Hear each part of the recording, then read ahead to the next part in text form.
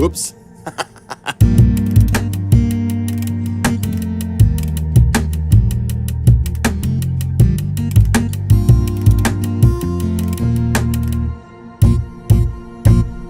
Hello, everybody. Welcome to a new live stream.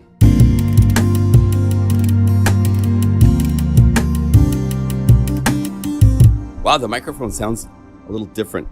My room is like literally empty except for a few keyboards over here, so it's gotten a lot more hollow sounding to me.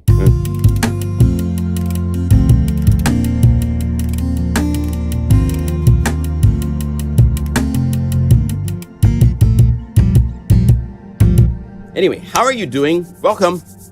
My name's John Skippy Limcool. Hands together, head bowed to all of you. Welcome. This is a support live stream that I do every Saturday for about 90 minutes just to hang out with you guys, see what's going on, how are you doing. We play with the existing libraries, we look at new libraries, we look at new plugins sometimes. It's been kind of quiet on the plugin front. People are definitely slowing down a little bit with their development of plugins. It's kind of interesting. But look at everybody's here. Hey, Mark, Lane, Graham, Simeon. Headed for my 40-year high school reunion. Oh, I just did that. That was pretty crazy. Mine was 82, class of 82. So you must be class of 83. Cool. Good for you, man.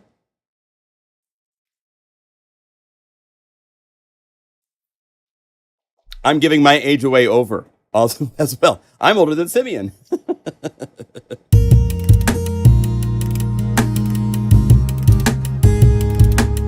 So, I got an interesting text from Taylor this morning. Let me know that there's a discrepancy. Those of you that have updated to the new version of the library are not seeing 235 patches.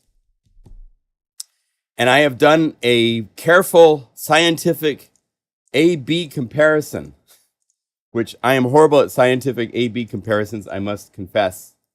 And according to my research, I have come to the conclusion, let's see here, that there is, I think, 3 patches that are missing. So once the live stream is over, I'm going to be making some more bonus patches during this live stream. So once the live stream is over, I will try to put it all together. I'm so sorry. I hate when this happens for you guys, that things have to need to be updated. I kind of apologize for even doing the updates when I like to have a library out and then I get to spend more time kind of breathing, because before that, I'm just working very focused on making patches without playing with the library as much as I would like to. And once I start to play with the library, I find other things that are like, oh, I wish I would have done this. I wish I would have done that. So I like giving myself a couple weeks to continue my relationship with the library. And it always yields new patches and stuff. I'm just sorry for I wish we had lots of money and had like automatic updating behind the scenes that happened to the libraries, and an application that listed all the libraries you own for updating easily. That all takes a lot of money in development that I don't have. So sorry. At least we have it, at least we can do what we do. So I am thankful for what we can do. And hopefully in the future, we will be heading in some way. If any of you guys are programmers of any of those specialties, please contact me, because I would love to explore that type of system where we were able to manage things a little bit more exhaustively and better and stuff. Will Shane be available today? I don't think so. He's involved in some other things locally in his area. And he's never required to be here. It's all just a voluntary thing. So if he drops in and says hi, he might, but he is not a plugin guru employee per se, if you know what I mean. So it's not like he has to be here. There's in fact, here, let me turn on those side light. If I get this thing to work, give it a little bit more side ambient light over here. There, that's a little better. Hey, so yeah, if you need something in regards to contacting with Shane, the best way to talk to Shane is through the forums at forums.pluginguru.com. Those of you that don't know, let me show you. We have our own forums that are very active. Shane is extremely active here and will reply to your requests and queries and so forth. So please go to forums.pluginguru.com. There's questions, there's topics. There's a whole bunch of nice discussions that have happened. Anything you have a question about, you can research there. There might be an answer already. Or you can put up a question yourself and it will go through. All right? So anyway, sorry for the discrepancies. We'll be making some more bonus patches for this library today just because I love this library so much. It came out so nice. We got to make some more stuff. There's more stuff that needs to be made. I'm not sure what, and I was kind of weird. Not a problem for everyone. I have 230. Wow. Okay. If some of you have 235 patches, then that's even a big. Do most of you have 235 patches? If you don't have 235 patches, let me know. Maybe it's one of those things where somebody, I don't know. Yeah, please say 235 if you have 235.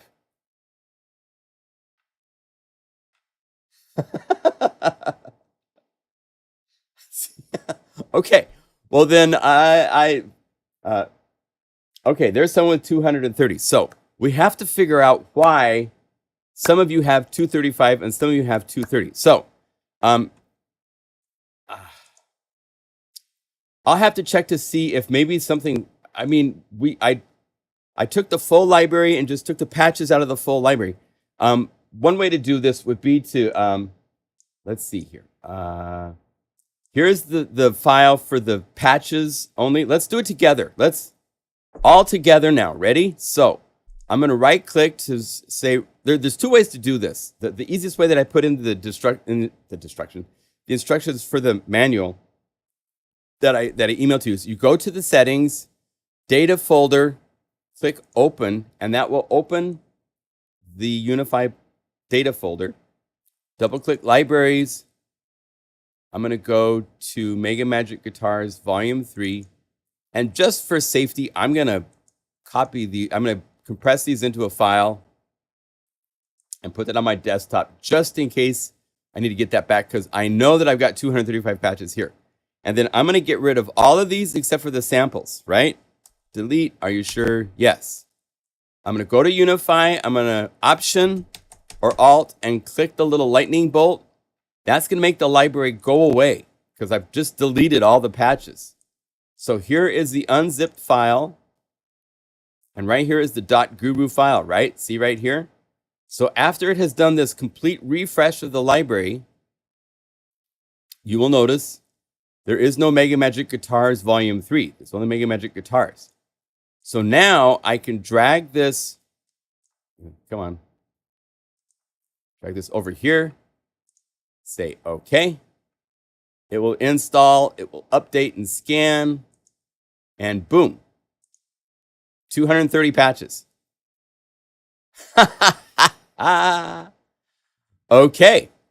Well, that's the mystery. So I have to figure out what happened. Let me do this. Let's just for the fun of it. I did not expect it to happen, but hey, you know. So here is the full 2 GB library here. So let's duplicate this. Rename this a zip file. Oh wait, Zio. Use zip, unzip this. I'm going to move this over here so I can open up the folder after it unzips.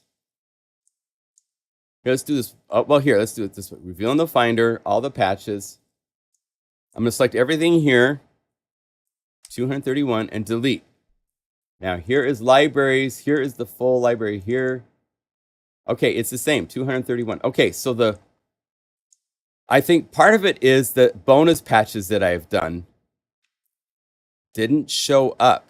So if you recall, there are bonus patches. Okay, you should go away. Plugin freebies, Unify libraries. I'll give you a link in here. So MegaMagic Guitars Volume 3.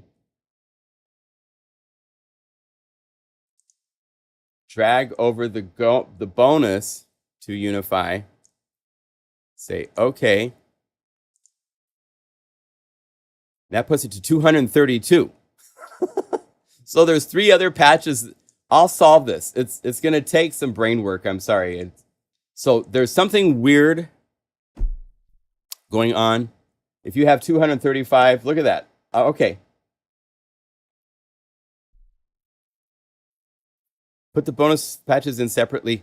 Yeah, I was hopefully making it so that the bonus patches were included in the updated version of the library. I didn't want to make it too complicated for you guys. And once again, Murphy's Law, right?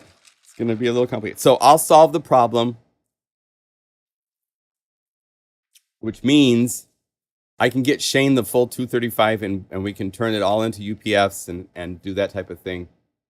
Let me unarchive my archive, and let's go up here to Plug and Groove Volume 3. Goodbye. Hello. Rescan, and boom, 235. So there's something interesting. And like I said, we're going to make some bonus patches, so it'll be bigger than 235 by the time we get done with this. So, hey, Keith, welcome.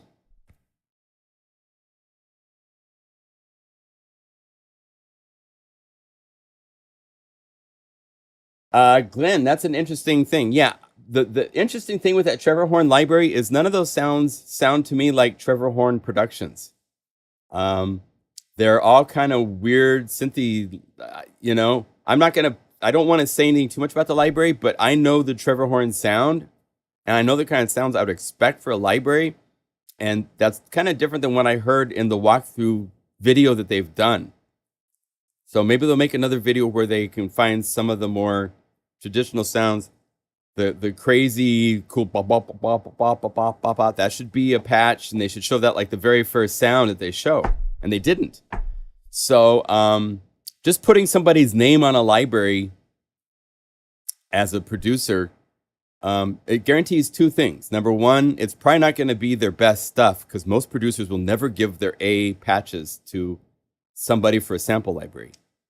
And B, Spitfire is not going to make a lot of money on it, because Trevor Horn's name, like Hans Zimmer's name, like Charlie Clouser's name, are on those libraries, and they get a big cut because their name is on the library. So I don't know. It's I tend to shy away from those things.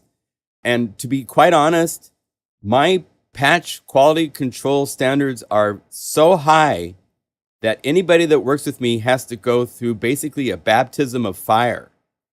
Timothy is going through that baptism of fire because his last library, as great as it was, it had a few situations where, you know, you guys expect not all the patches to have reverb and delay, for example. That's because each patch is made for me from scratch for the most part, unless they're in a series and I'm just duplicating and so forth like that. In Kid Anthem, I worked with a guy from Florida for the Library for Spire. My goodness, Bob Deddes for the first library we did. It took a lot of revisions because my standards are way high, and there's things I expect in the patches for them, how they play, how they're presented. That, you know, somebody, you know, if somebody like Trevor Horn is putting his name on the library, you know Trevor Horn is not sitting there editing the patches. Somebody else is. And I would, if I was a producer that had that name, I would never be okay with that, because I would want it to make sure that I was giving you guys stuff that sounded like me. So it's interesting what happens when you put somebody's name on it. But again, any library that is released through my site, for the most part, there is a bit of a, you know, educational step process that we have to go through, because I have these standards. You guys are used to these standards because there's 80 plus libraries where those standards have been applied. And so his library has some 3-star ratings. And that's because you guys are honest and expect what you expect from a library that says Plugin Guru on it. And so he's working hard to make sure the next library he's working on, there's no freaking way there will be 3-star ratings. right? Because he now knows you guys expect a certain level of programming before you're going to be happy with it and say, you know, you don't, if you gush over a library, it's because I did my homework and made sure that it was really, really good to start with. So anyway, so that's an interesting thing. So module must do something. The macro controls should be set up. And sometimes we miss these because there's just so many patches and stuff. And then we go back and fix them. One of the things in this updated library is a number of patches. Taylor helped me greatly. Thank you, Taylor. Everybody shout out to Taylor. I'm going to do a shout out to Taylor myself. He does so much to help this little business keep operating. So shout out to Taylor, my brother from another. He helps so much with quality control things for me because he's gone through the baptism of fire, right? And he also is there to answer all the tech support. Anytime I send an email each week, we get probably 10 to 15 email in the next couple of days of people asking questions. He's on them like a bee to honey on a flower pot. Man, he's just, I appreciate Taylor so much. So thank you, Taylor. I appreciate you very much. Yeah, look at everybody appreciates Taylor too. So I'm not really into putting somebody's name on a library. That doesn't have much value to me personally. I have so many libraries I still want to do that, you know, it's more about that side of things than anything else. We'll also look for a minute at the next library coming, which is next week. Bob's next library is incredible. You never had the issues. Never had an issue. Vetter, I'm not exactly sure. Oh, and I recommended them. Yeah, well, if I like libraries from other companies, there are times I've recommended other plugins and so forth because there are other companies. Spectrasonics, their standards are probably actually higher than mine for their voicing. Eric has been kind of like the northern star in the sky for voicing quality. It's way up there. There's other companies, you know, I mean, Howard Scar and the team at Uhi is incredible, and they always make sure that they're bringing out just the best patches for presenting for their plugins and stuff like that. Not even Herbie? Well, again, when you put somebody's name on a product, it's like, well, what sounds, that'd be like sampling what sounds is Herbie famous for? His clavinet, his Fairlight samples for I mean, you know, I don't think I'm the company with enough clout, to be honest. I'm a boutique synthesizer manufacturer of patches. I'm a little fish.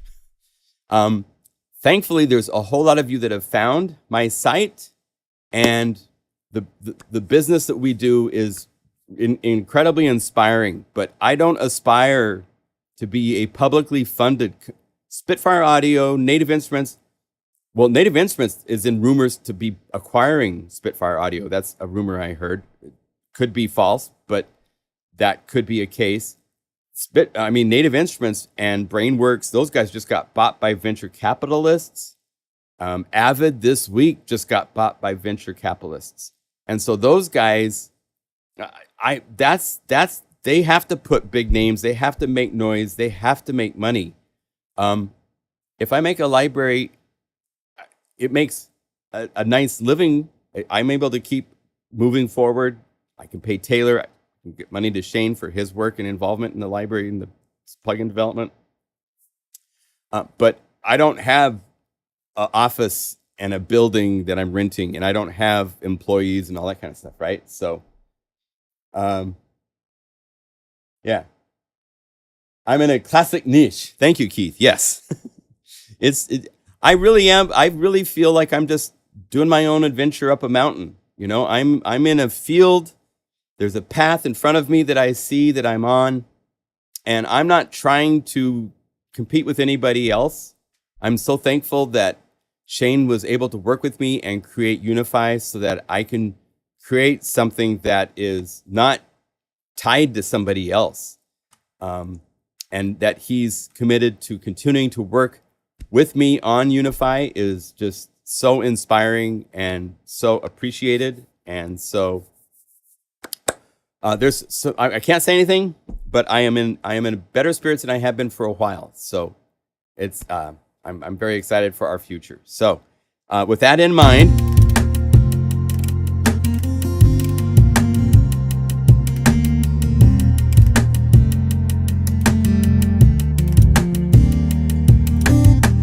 I want to mess this up.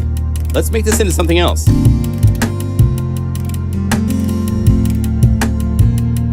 What direction should we go? Should we go more towards dance or cinematic?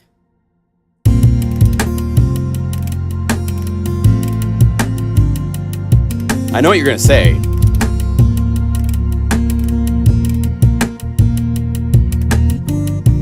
Yes, Peter, I have talked to Airwave. The door is wide open for him to make a library. I would love nothing more. It's up to him. So, yeah, cinematic. Okay.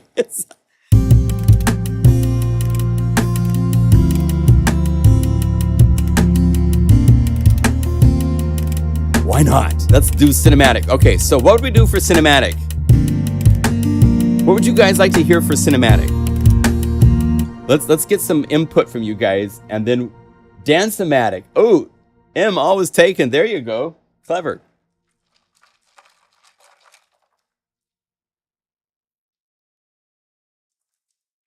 What would cinematic mean to you guys? Weird dance. Oh.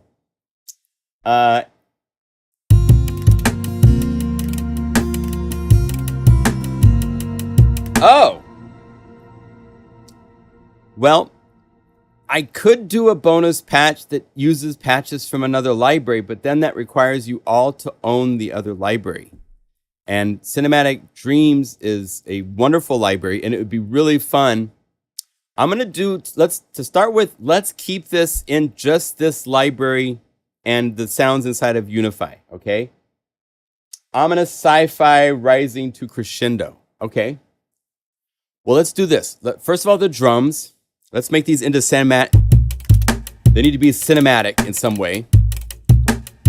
So let's open up. I've got a separate layer here for this. Let's do this. Let's take the chorus tuning down.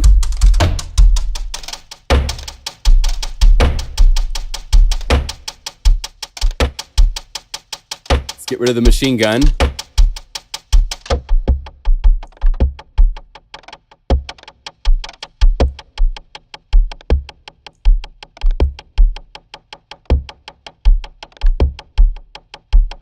Then let's maybe have a little bit of a rising. I think having some sort of motion in this would be fun.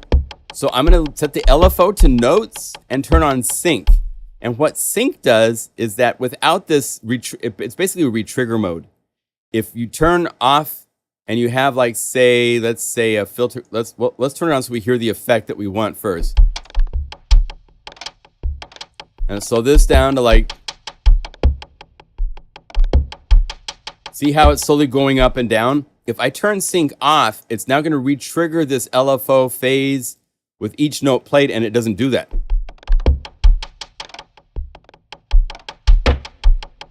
Oh, it does. There were cases where when you played notes, it wouldn't. So I usually use sync on.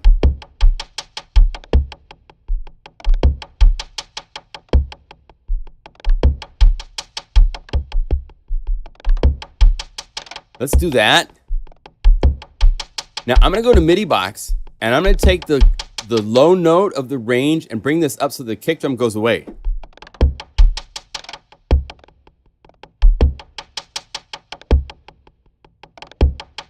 Right?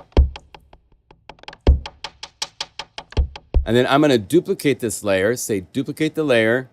And for the second MIDI box, see how this says include the notes? So it's including the notes between that range. All I have to do for the second one is change it from include to exclude notes.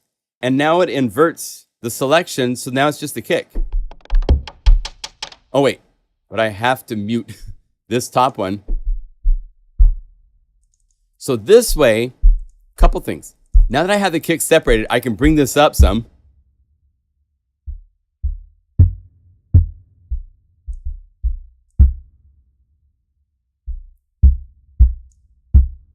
And because it's a separate layer, I can now go to the effects.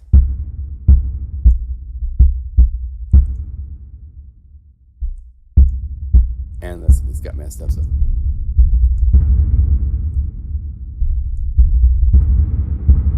Let's bring up, see right here, this is the low cut. This is a really important parameter because it gets rid of low energy in the reverb. So I'm going to bring it up enough that it gets rid of the subs.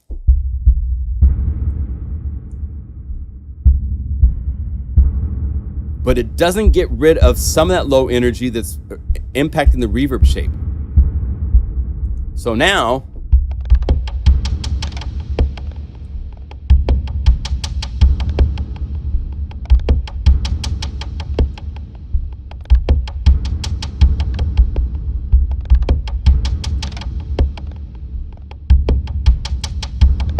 I'm going to do a couple other things. I'm going to put a compressor, dynamics.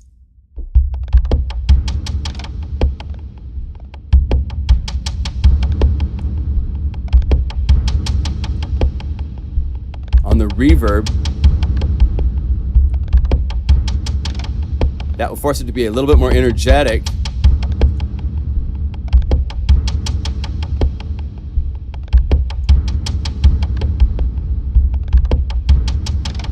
And then just for fun, since we're kind of in cinematic land, I'm going to go to phase more.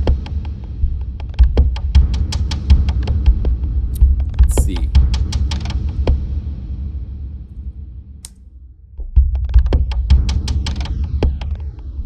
So let's go to frequency, slow this way down.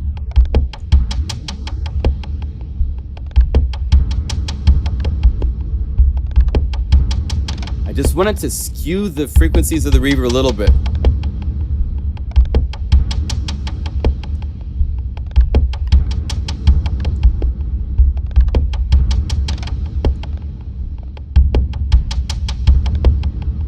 Okay.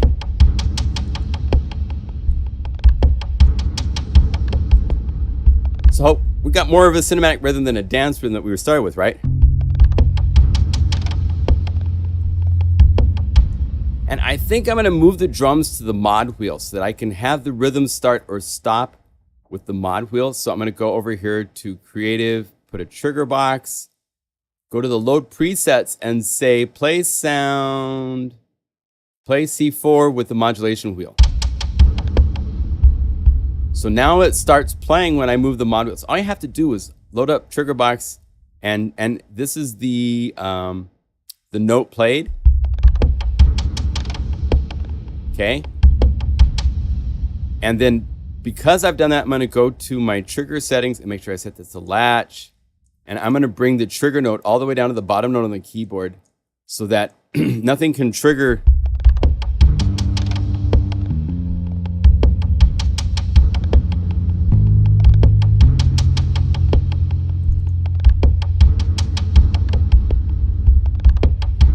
Let's see. Now for the bass, for a cinematic thing, that would be swelling and stuff I would expect. So let's go to instruments.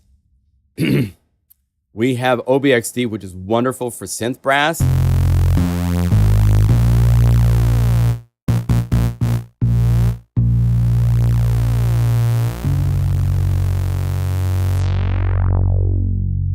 let's have it do a swell. So we're going to bring up the filter EG and a slow attack and a slow decay. Make sure it releases long. Oh, and the pitch EG was tied. As you can see, the pitch is off, so I'm going to bring the pitch EG down on this patch. Maybe up just a little bit.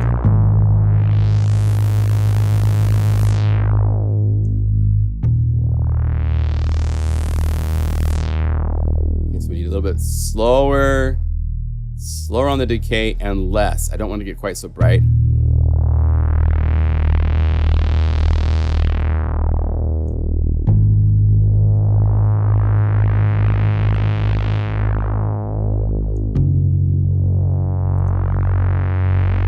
Now, for this to work, we're going to have to make it into some sort of epic cavern thing. So let's go to water verb. There you go.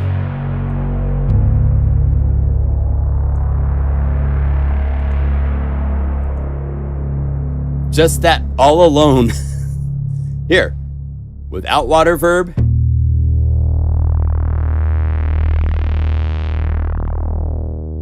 With water verb.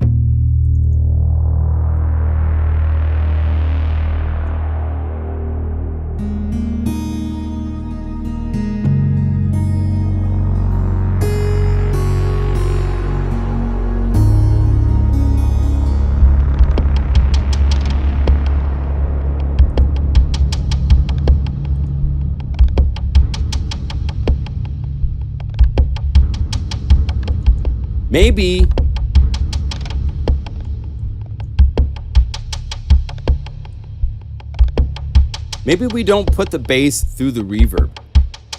Or maybe we give it its own reverb. Let's go to reverb. Like, it's not showing up here. So I have a weird setup of data. So a data verb.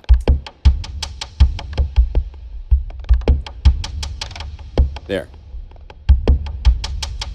I'm going to stick just a data verb and not have it go through these guys.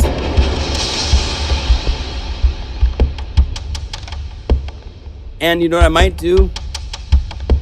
I might take the playback ratio and cut it in half.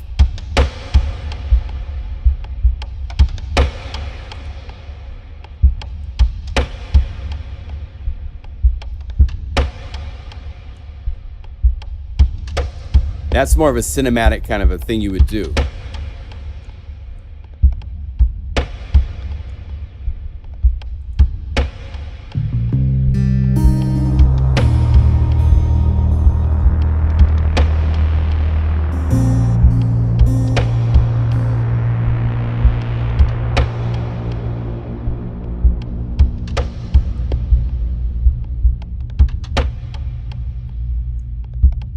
There's these weird, I put some sneaky notes into the drum groove to give it like that little, so when you cut it in half.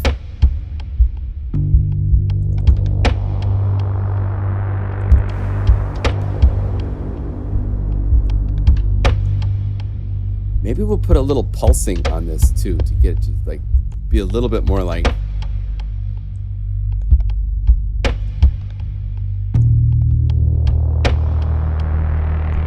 Oh, you know what I have to do? Let's see. Am I on the wrong layer? I'm on the drums. Okay, so. Got water verb here. Let's see what happens if we put a pump house after that. Let's reverse this.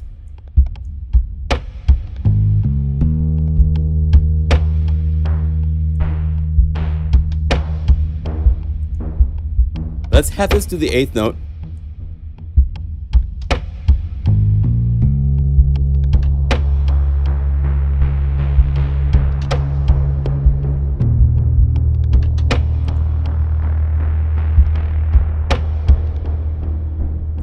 And that flanger is getting a little bit so I'm going to bring this phaser down a little bit.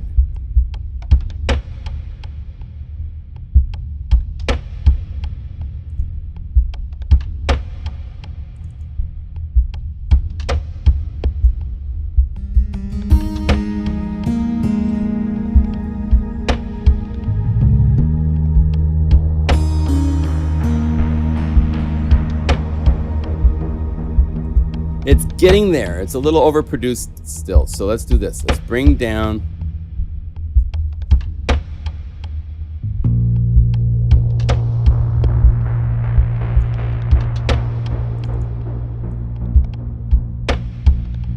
But we're definitely in different territory, right?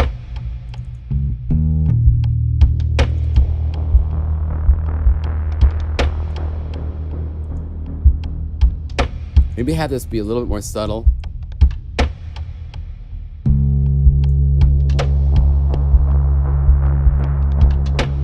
Not let it get growly. And I want it to be only one voice of polyphony, so that way it cuts off when I play new notes.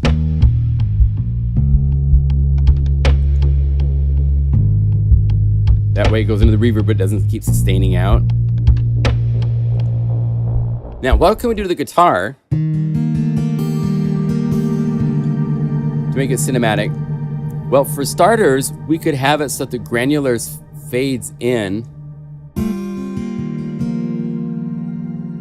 And let's put some distortion on this to give it a little bit of a dirty vibe, like it's got some sort of, this is kind of like a little more horror cinematic than just cinematic.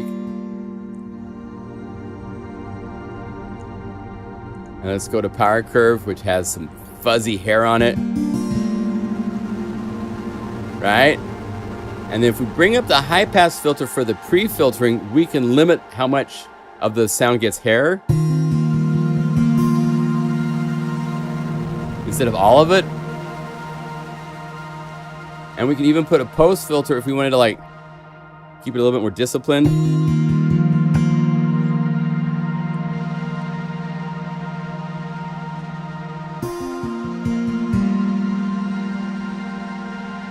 And then I'm gonna put a separate, this is why I love Unify, is because I can just choose effects and put them into the insert effect list. It's not like I'm limited by some certain number of effects.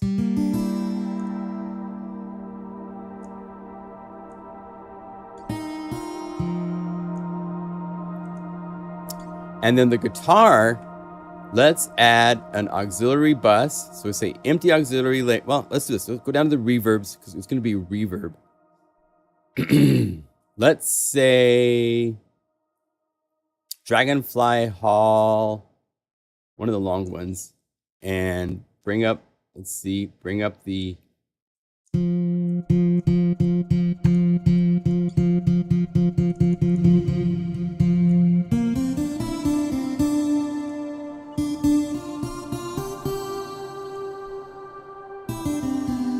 and it sounds like pitch LFO is going just a little bit to the sound, so I'm going to turn that off. So as I bring up the mod wheel for the drum groove, it doesn't bring up pitch LFO. There.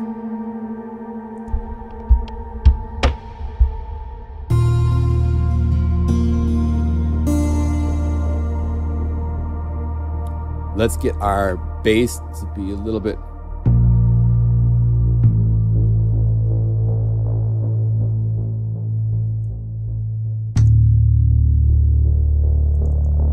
I'm on the drums, sorry. Bass. A little bit more filter. Now I'm gonna play with the stereo panning because I want the synth sound to be wider around the bass. So what this does is each note played gets put into a stereo field. And so I'm gonna turn on unison and say 3 voices.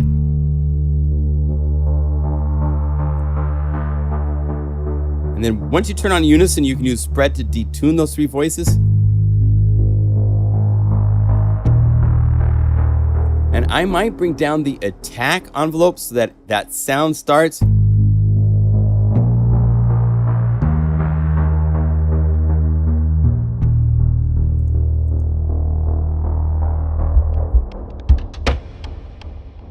I'm not happy with that. I like the kick part, but since the drums are now 2 separate layers, I can go to this MIDI box. I could choose another groove pattern because all 25 of the drum patterns are inside this stack. I can go to tuning. And as you see, all of a sudden I hear the kick drum.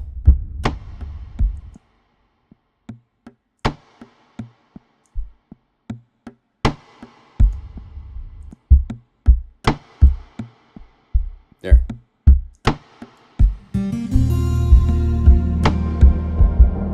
Because everything else has so much reverb, I'm gonna have the kick be really dry, so it's like the anchor to the piece.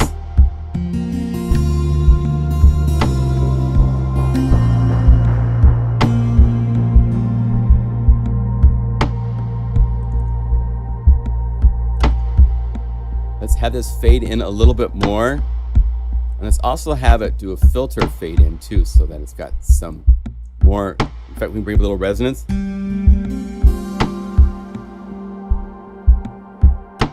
And to really hear it, we're gonna have to open up Filter Max on it a little bit more.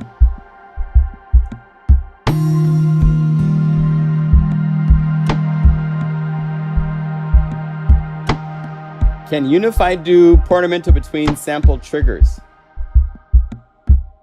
Yeah, but guitar samples with portamento, not necessarily the prettiest. Although, you know what, since this is using the direct input and the mics together, maybe I could do something where, like the mic version, which is the more calm version, well, actually, portamento only works in mono mode right now. We've never been able to try it. We've never looked at making it polyphonic, so never mind.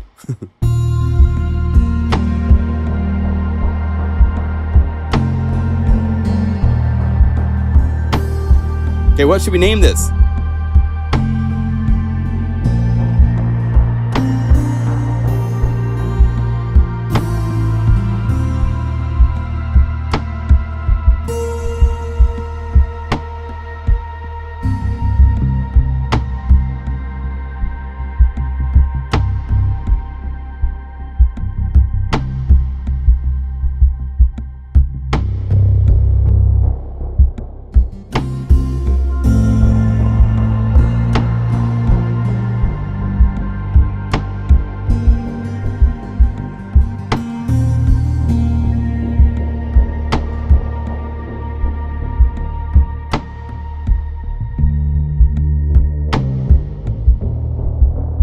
I like that. Moonrise over Titan.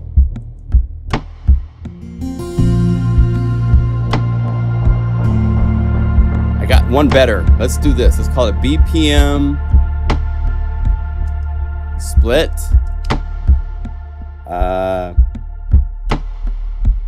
Night Drive and Titan. Let's combine those. Long Drive to Titan.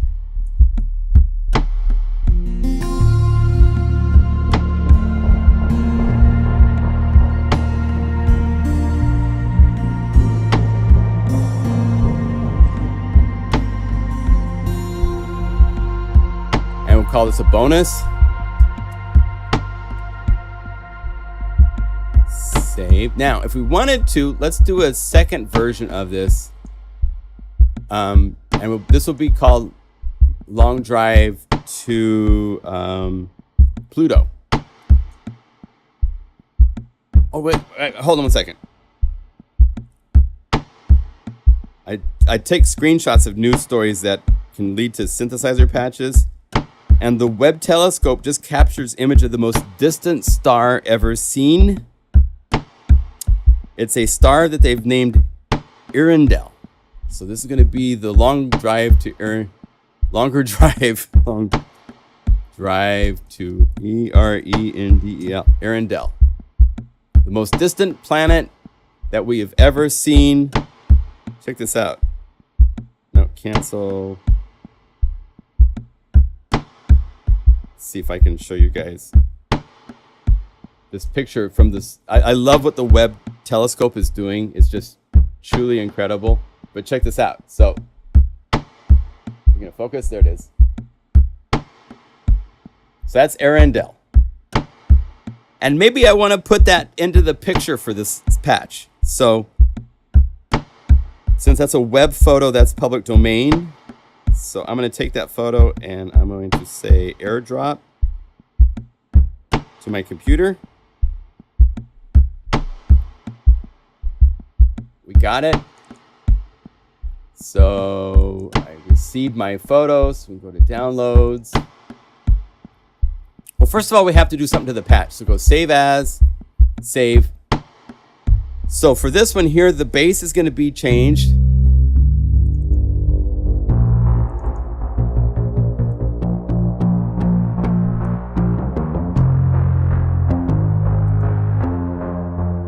Let's do this. Let's duplicate this.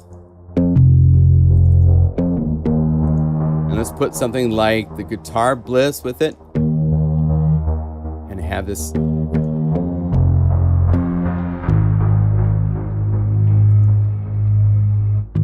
let's put a distortion on this. I'm going to kind of go fast because I want to make some other patches. As you can see, it's easy to get stuck for days on one patch if you're not careful.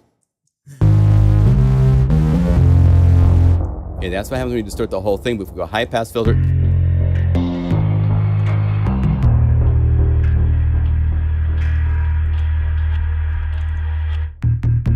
So let's do this. We want the sample start to be a little bit later.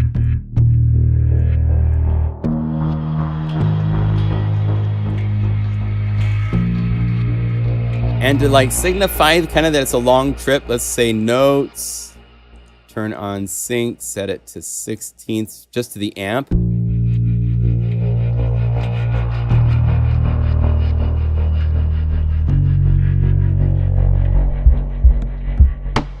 And we gotta do something to the drums.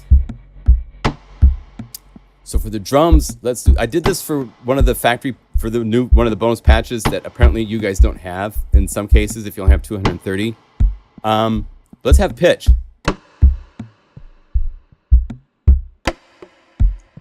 And let's speed this up.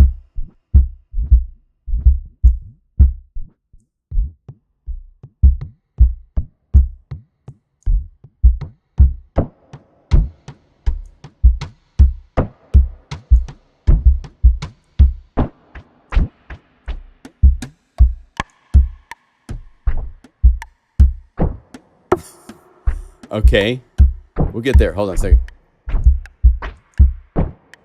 Let's go custom.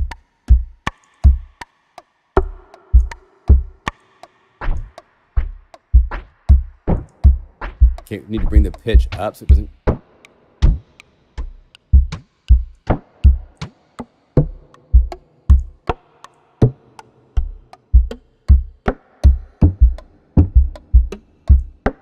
That's more interesting.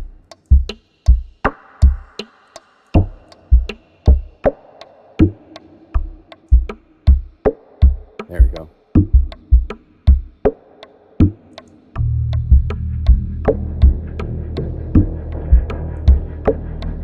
That sounds like a long ways to go.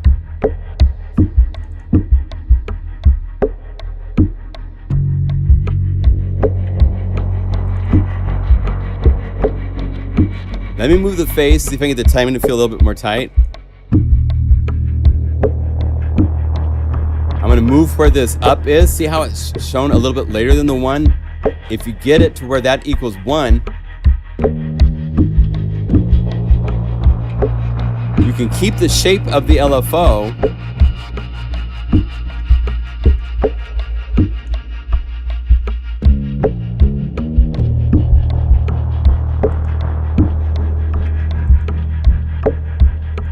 And then for the guitar to trick it out, let's take one layer and shift it. Maybe both layers. Because this is definitely, we're getting into interplanetary.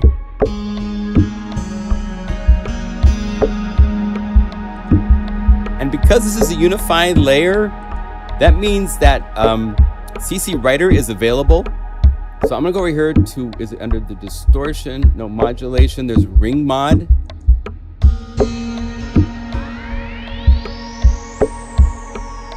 Let's have some of that kind of fun stuff happening to this. So to get that, I need to go down here to the knobs, find a knob and call this ring mod. Nothing is assigned to this knob, right? So I right click. To do this the fast way, we can open up the ring mod effect, turn on our little ear, and move this knob. And there it is. So now,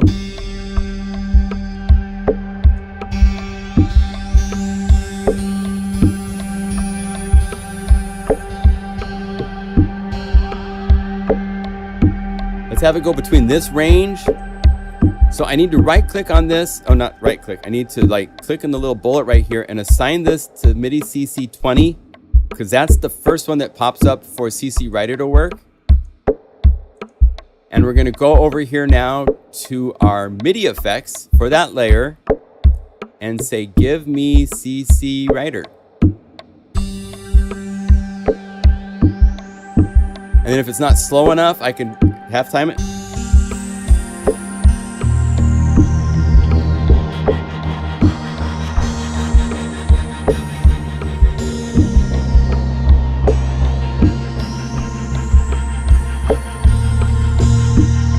Now we're into Gary Newman territory.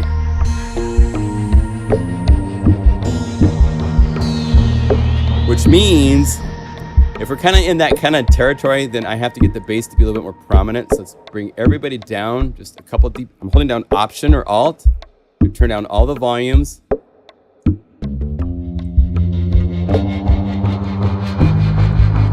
And I'm going to turn down these auxiliary effecty layers.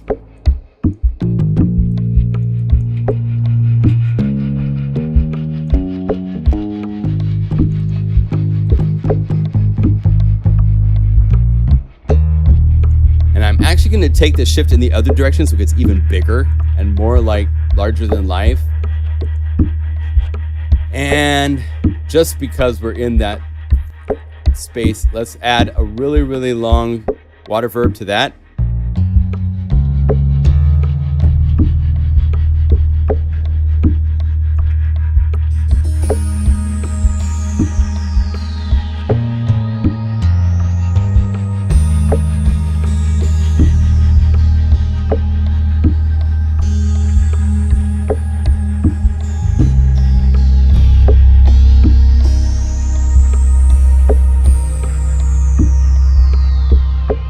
Fun. Now, here's one more thing I could add for this ring mod. After the ring mod, I'm going to put a pump house. I just like the little, we got this nice little 8th note / 16th note kind of a thing happening. So let's bring this up just a little bit and see how this works.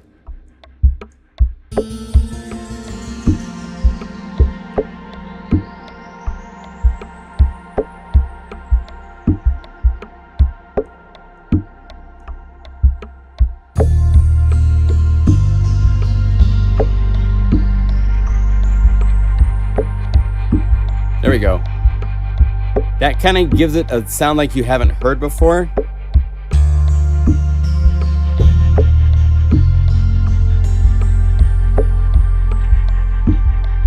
It's kind of fun. But the bass should have a little bit more motion to it too. Couple things. I want to make it mono for sure so that it can't double. So say mono. We say legato, now we can glide.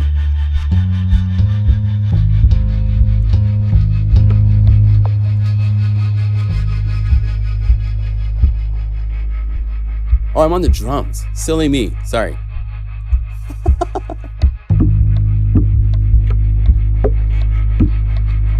I keep thinking the bass is the 3rd layer for some reason. So bass. So we have this synth pulse sound.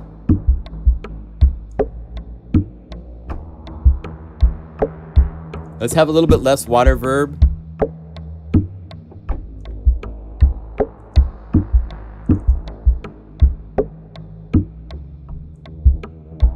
I'm gonna have to start a little bit louder. Oh, you know what else? I need to go down here to the LFO vibrato rate. If you set the vibrato rate of OBXD to 0, then it ignores the modulation wheel. It was getting some pitch LFO. That's better.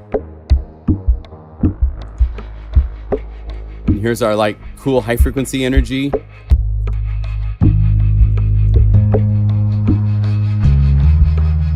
Let's bring down loudness a little bit.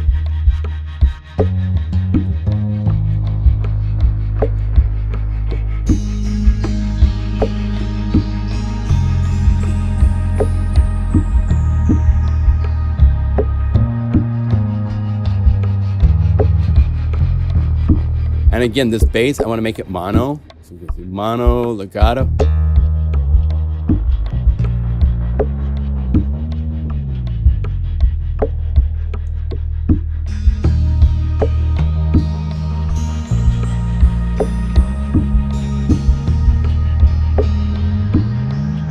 So if you play legato, the slide, play a note, hold that down, play another note, it'll slide. If you don't, it won't.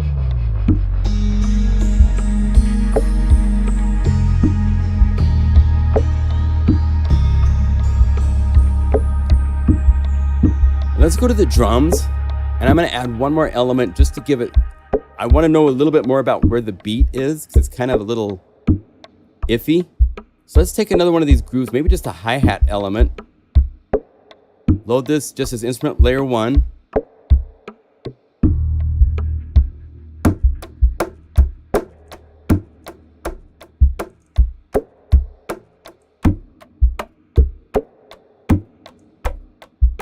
Let me put, I could use this high pass filter since I'm not really filtering this.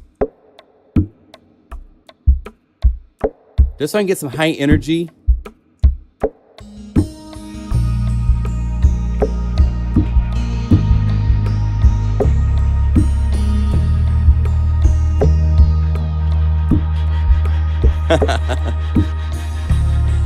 All right, so option save to update that.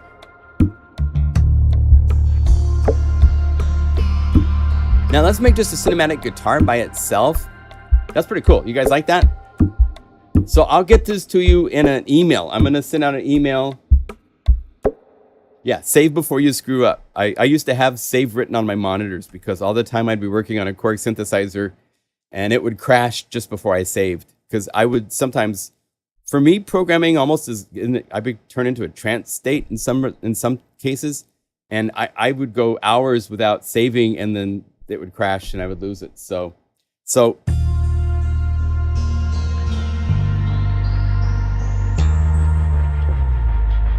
you can glide. The bass is really cool.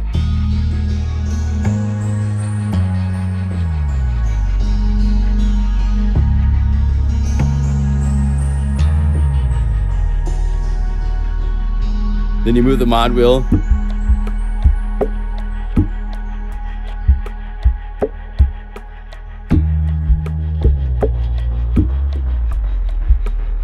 Pretty cool.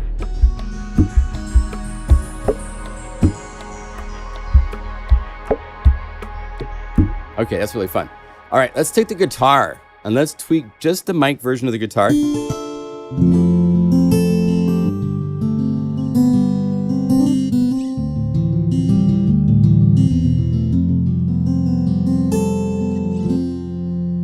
How could we cinematic this? So that's actually a little bit easier. Just put reverb on it, right? Let's do this. Let's go over here to the macro knobs on the second page. Turn on chorus. I'm gonna go over here and bring its depth down.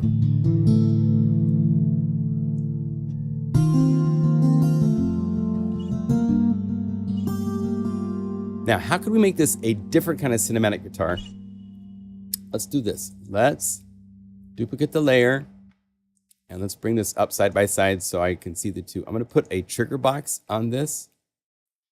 Oh, not trigger box. Sorry, I want to use jitter box. Which box am I using? Creative jitter box. And let's go quantize to quarter notes. And I'm going to give it the ability to advance quarter notes simple times, but I'm going to limit to eighth notes. So... And then this guy here gets to have an omega delay on it. So Unify standard delay, omega delay. Let's say also quarter notes and quarter note dotted. So we get some fun little play around. And let's put some reverb on this.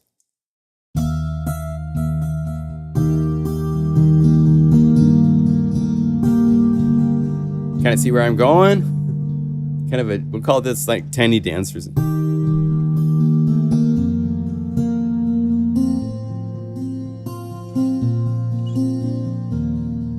So what you have is a delay, but the delay taps are randomized because Jitterbox is controlling when it's going to play.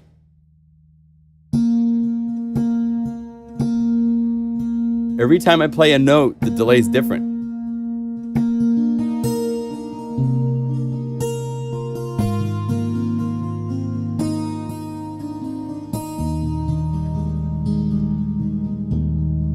And then let's maybe put a little reverb on this to round it out. And I just absolutely love Waterverb. It is just like the most perfect cool.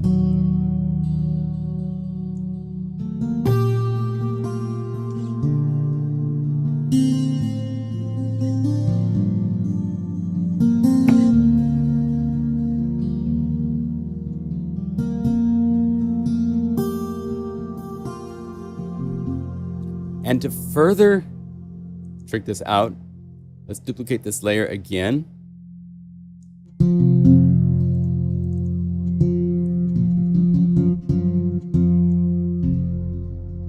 Now let's do this. Actually, let's just use the bass, because the bass and the guitar layered together.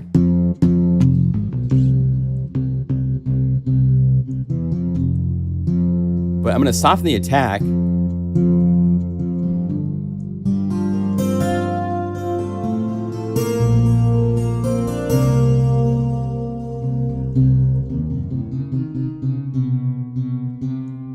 Actually, let's take them both down an octave.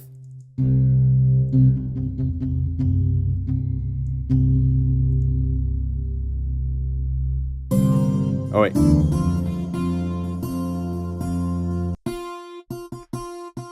Down an octave. And a little release. Let's add a little release to this.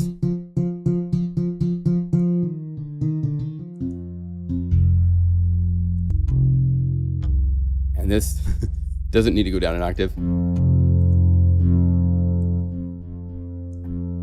And then we have the delay version, which is an octave higher. That could be really cool.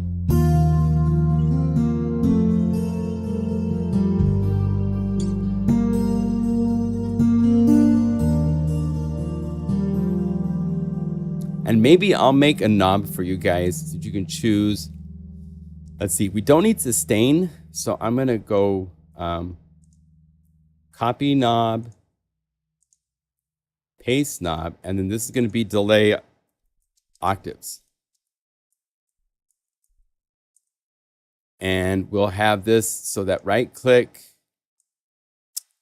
I'm gonna go over to this Guru sampler here and see how it's set to +12. So I'm gonna delete this, turn on the Guru ear, move transpose, set it back to 12. And this way I can go, when I have it at 0, and then I'm gonna put it as a hard jump. So that means it goes from 0 to 12. So that way we can have octaves up, or you can bring the delay octaves down.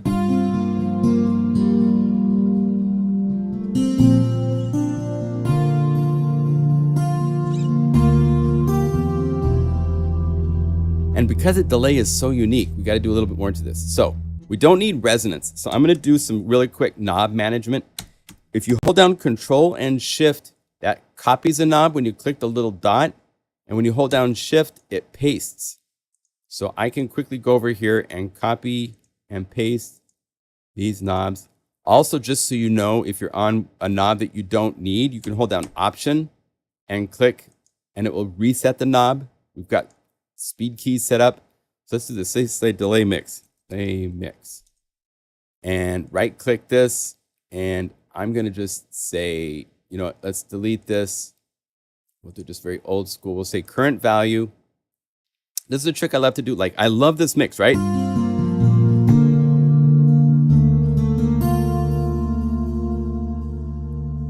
So I'm going to go plus instrument to the effect, mega delay, wet dry mix. So that's where it's at, 31. I want it to be able to go up to like,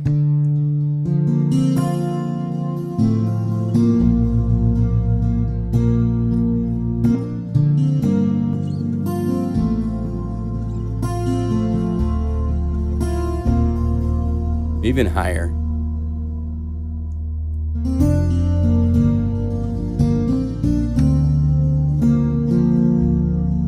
Okay, but let's get it back to 31. So the way to know where it's at, let's see this, and it's kind of tricky once we get a lot of effects.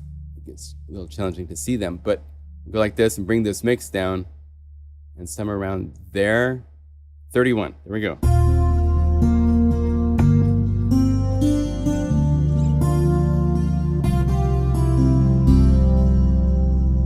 So you can have control over adding more or taking it away if you want.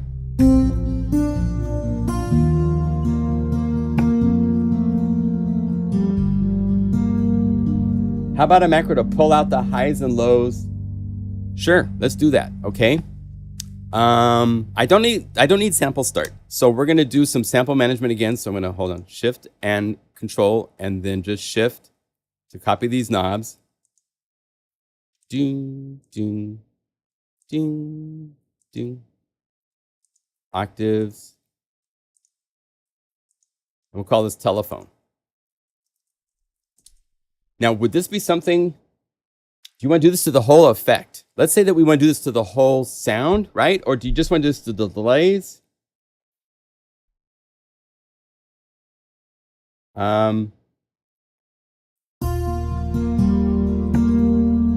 I think you'd want to do the whole mix, because if it's just the delays, you're really not going to notice it. So let's do this. We're going to add, under the EQ, we have a restrictor effect, which is really cool because it's a high pass and a low pass both.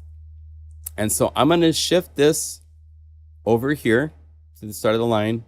Let's right click our telephone knob and delete whatever was assigned to it, because I don't want that. And let's go to restrictor. And let's come over here and turn on the Guru ear and move the low pass knob and click here for the high pass knob. And then we can set this up. So the high pass, we want to have it at 0. And I think this would be one of those things that we're going to keep at 0 for a while. And then we'll have it jump up to some radio frequency. So we'll go like this. And maybe somewhere in the middle, right? So like that. And then for the low pass, it's going to kind of be the opposite. When it's all the way down, it's full frequency. And then once it gets somewhere in here, it's going to jump down to a low frequency. So that means when we're playing, all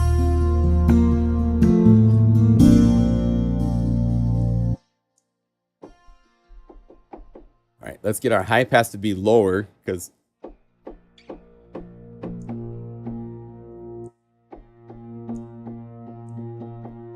this might be a case where the low pass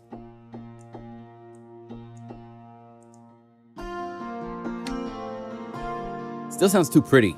So high pass.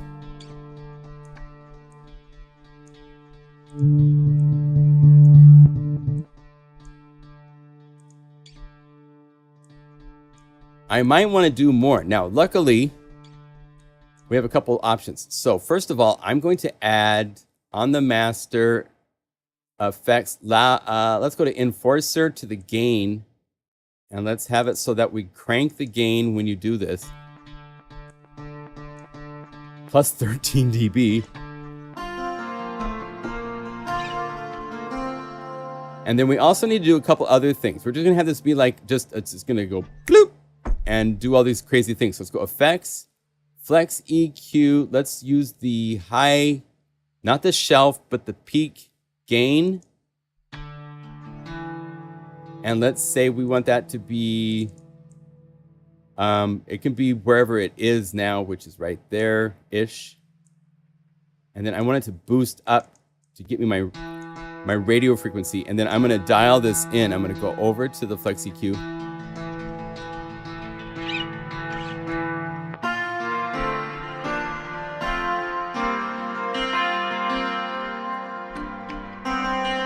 I might also want to cut the high frequencies.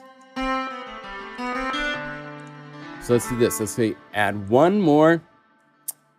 Master effects, flex EQ, high shelf gain. Gain means volume. So gain, we're going to have this kind of be the opposite. It's going to, let's have this start up here like it is, tinkling the high ends just nicely. And then when we do this switch, somewhere in here, it's all going to flip to kill the high end. So now,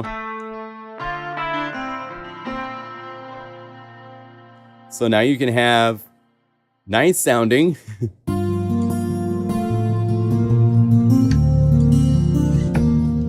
or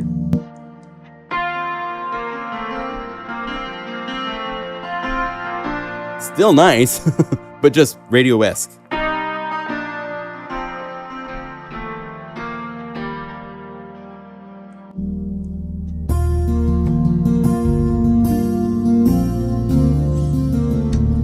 How's that?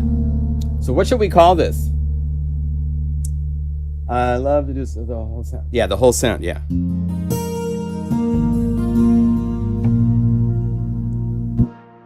Now, we could make this be a instead of a jump. The fun thing with Unify is that these could all be set so that we'd make them like this, so that it gradually gets to that effect. So that way you can choose in between. So let's go through all of these and change their curve settings. This is why I love Unify so much, because now we can go from nice so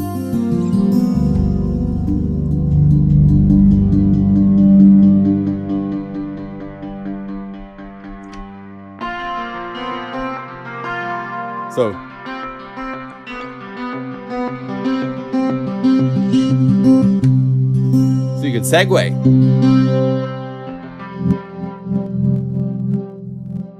Oh, if only it was smooth.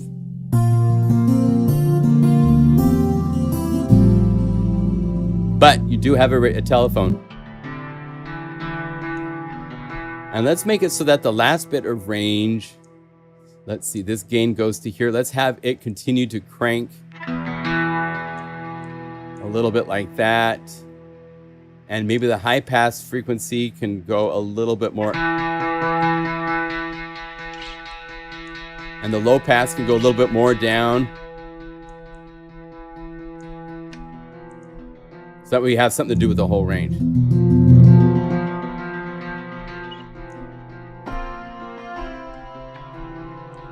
But that low pass filter, we can't take too low.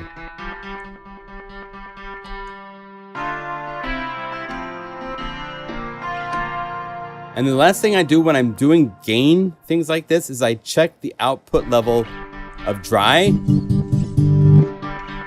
versus here. So I can bring my the gain up higher.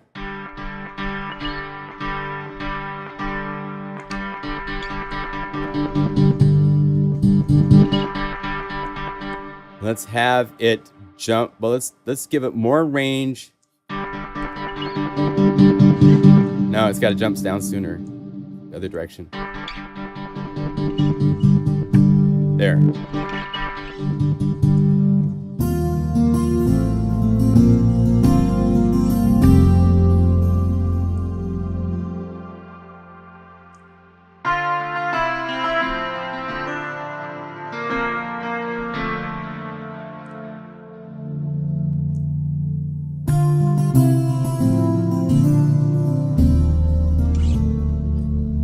So, what should we name this? Did you guys put some names up? Oasis Dream?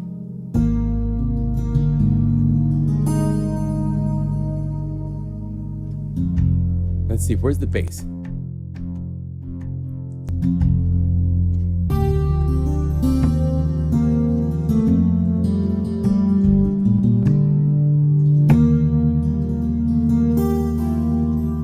Okay, let's call it Jackson. Oh wait, Jackson Oasis Dreams. Oasis Dreaming. That sounds a little bit more bonus. And I forgot to put made during the August 12th live stream. Save as, oh, we should say up here something about effects and rando delay. Okay, save as save. Again, I will get these to you in an email. And let's do one more addition to this as a bonus. Let's add the BLISS bass. The BLISS bass is just so cool, even up high. So if we go to the basses, let's add BLISS bass as a Unify layer to start with. And that way I can go in here and, okay, so it's the first effect. So if I hold down Control and Shift and click, oh wait, that's colors, Control Option and click, it just has BLISS.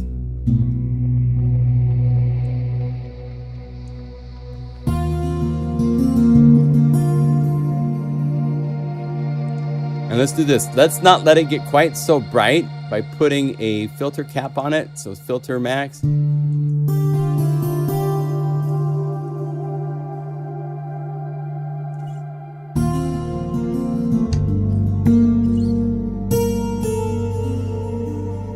How's that?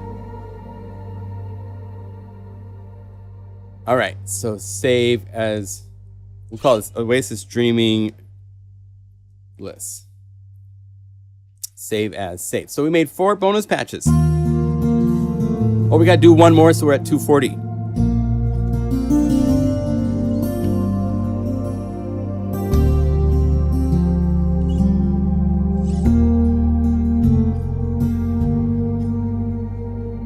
Isn't that nice?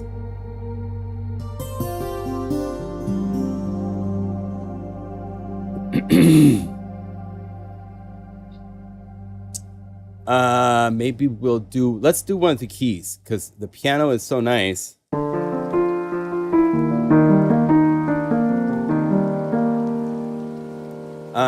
Maybe we'll do a dancing piano. Let's put a little ARP, little BlueARP, and let's say 8th notes.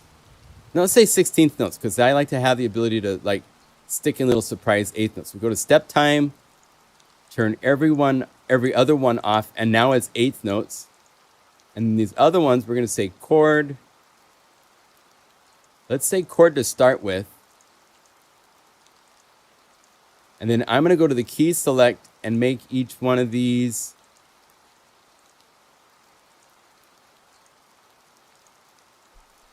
so when I play a chord. Okay, so it doesn't respect that. So let's make it so.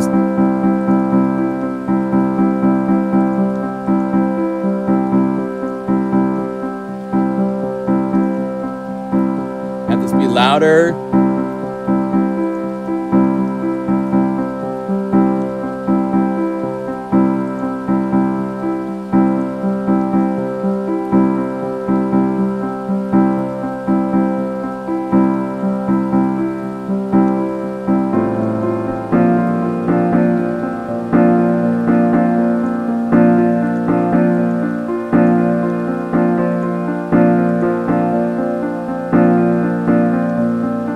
Let's make it 16 steps, 32 steps.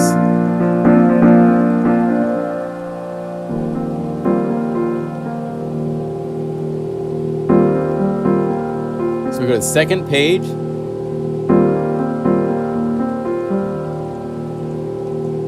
Let's make these all random.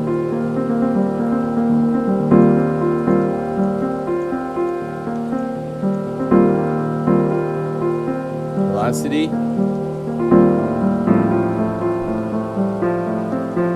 And let's go to the second page, velocities.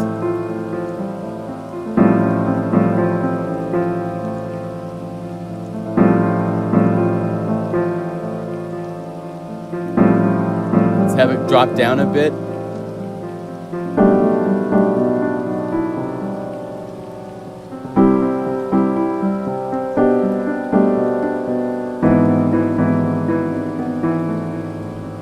And then let's stick a couple octaves in here.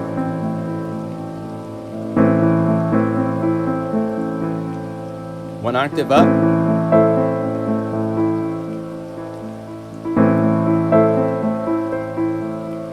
Let's go to the second page.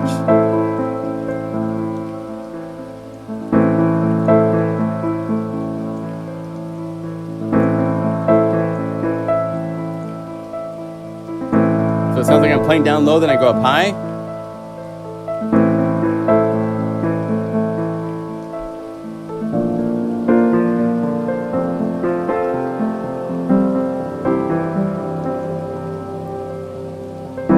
How's that?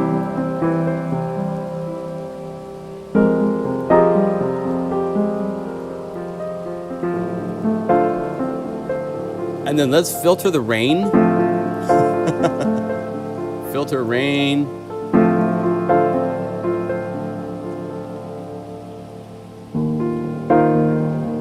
Okay, rain.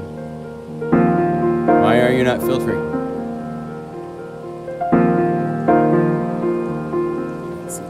low pass. It should be all the way down.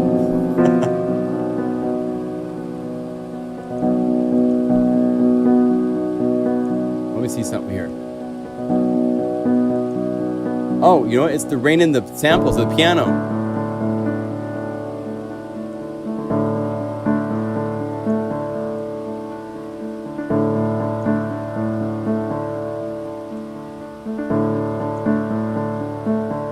Okay, I'm trying to figure out what's going on here.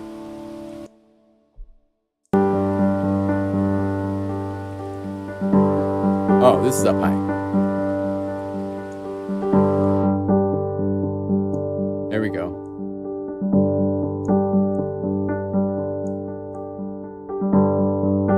Didn't want quite so much rain.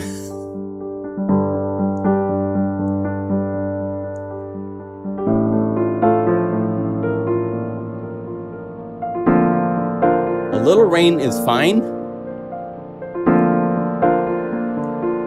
I'm going to put some more rain from here. Let's go over here to rain, and there we go.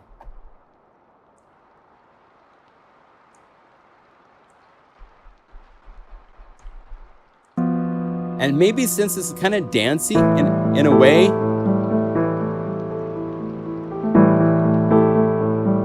nah, let's keep it like this. It's very mellow.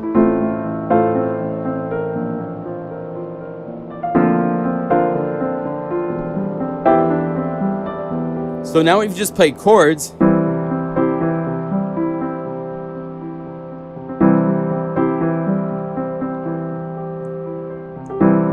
Let's put it in a room. So let's go over here to reverbs. Dragonfly room, 100% for the late.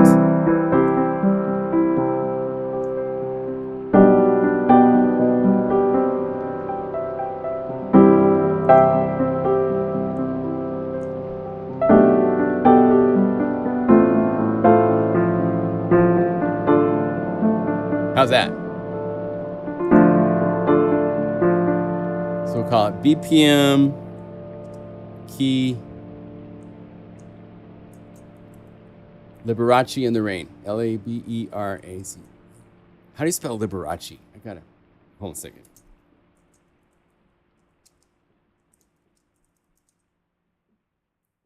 Liberace, A-C-E.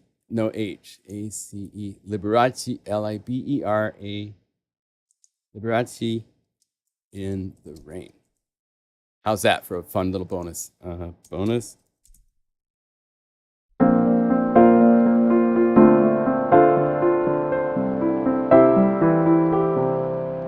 And let's do this. It's a little bit ringing out too long.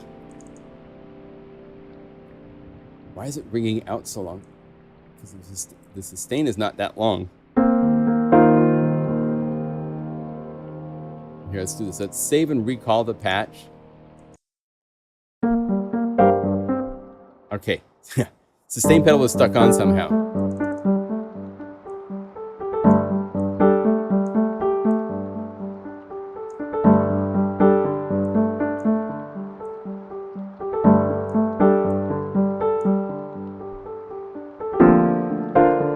Yeah, it's different with the sustain.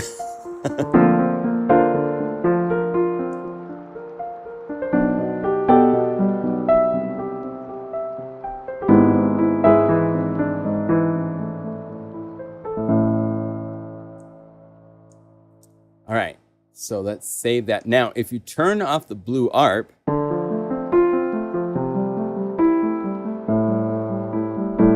let me make sure you can still play it.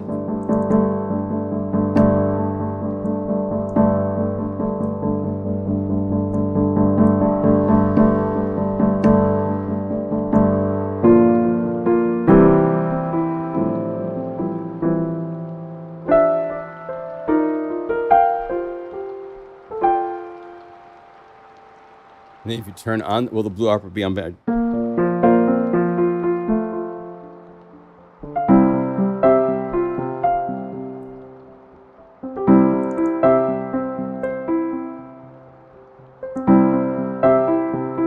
Yeah, we'll have to do this.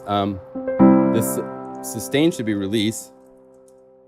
And let's right click, and instead of amp sustain, let's go, watch this, release, R-E-L-E-S. You can change modulation sources, just so you know, by text. So if you know the text of whatever it is you want to change, if I go over here and I say decay, boom, it's connected to the decay parameter now instead of the, if I said attack, but I want it to be release. Boom, done. So this way I can make it short. Let's set it so that the maximum is where I want it to be, so it sounds good with this.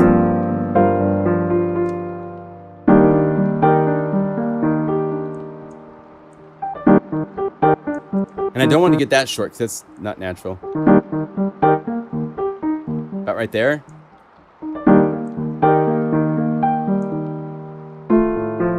So if you're playing this without the BlueARP, you might want to bring the release down a little bit.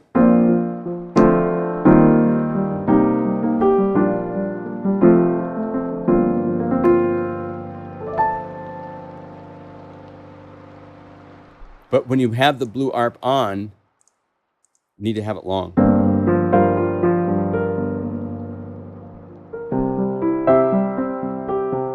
And if you don't know who Liberace is, he was this incredible, flamboyant piano player that passed away in the 80s, that had a TV show.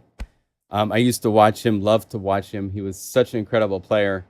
He was one of those grandioso. Look him up, watch him on YouTube. It's really inspiring. And the way he talked was really unique because he was from a European country, I believe. Yeah, Polish and Italian heritage. Anyway, so one more thing we could do. Let's do this. Let's go to, I don't think there's any, so let's say ARP on off. On off. Just to show you one more thing that's really cool. If you want, go to the, this says by default that when I assign something, it's going to be minimum to maximum. This says from minimum to current value. I'm just going to do this to make sure. Hit plus, instrument 1, MIDI effect, BlueARP. At the very top of the list of every effect is a bypass button internally that we've implemented. So that way it can be on or it can be off. And as you can see, it's currently doing it the opposite. Like when I have it like this, it's on. And when I go like this, it's off. So click the little X's like this, and that will invert it. Now it's bypassed when it's down here. And when we get to the 50% point, we go past it, it turns on. So on. Or go like this to turn it off. And it still has a long release by default unless you go and change that on the other knobs, okay? So there you go. All right, 5 bonus patches made. Cinematic, arpeggiated, and that's nothing like Liberace. Liberace is far more flamboyant, and I mean, I could add a jitterbox to this one, but we won't do that. So this library updated. I will get you the final patches, and I apologize. What you will need to do is go to the settings page, open libraries, open MegaMagic Guitars Volume 3, and then delete the patches. That's what you'll want to do, and then install the update, and it will get you all 240. I promise. I promise. And I apologize for the boo-boo. All right. So, other library updated this week. And it had its problems at first, too, over a small error that I had done. How do you put the deeper U patch together to play one note and play the sequence? All right, good question. We'll do that, and then we'll do the 808 library. So these are demo songs at the end that we created. And the deeper U, you call up. It's all set. Right? Takes off. Plays. I think the easiest way to show this might be to make a really quick song really quick in Logic and then build it just so you see how we do it. So let's go to over here. Let's say, let's turn down the volume so I don't even hear this. I'm going to use Unify inside of Logic for a second, and we'll just do a little 3-track song really quick to double click Unify, and we'll go to the library.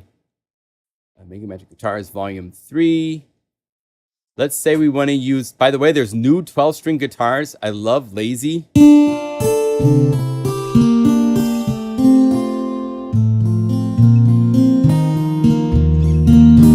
It's got this timing stuff that's kind of fun. So let's use this. So let's see. I got my clicks. So I'm just going to play something, let's say, right?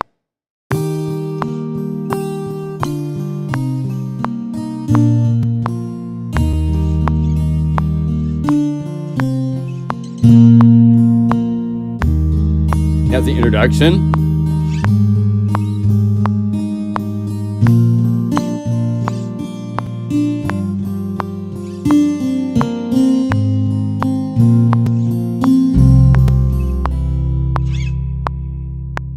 Okay, so we just got this. I'm just making this up as I go, and I'm gonna do it kind of quickly. So I'm gonna hold down Control and plus to get me 3 different channels, because I need 3 different unifies to play first. You have to first create your multi-track of what you want, right? So you write a song. It needs to just use Unify to make this work so that it can play, because there's not a MIDI out right now. Let's say we want to go to the bass. Let's say we want to do drums next.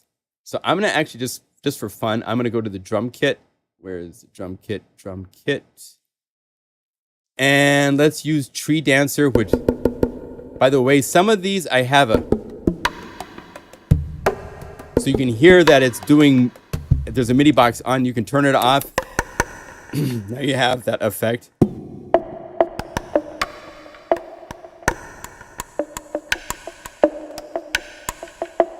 Let's record a drum part.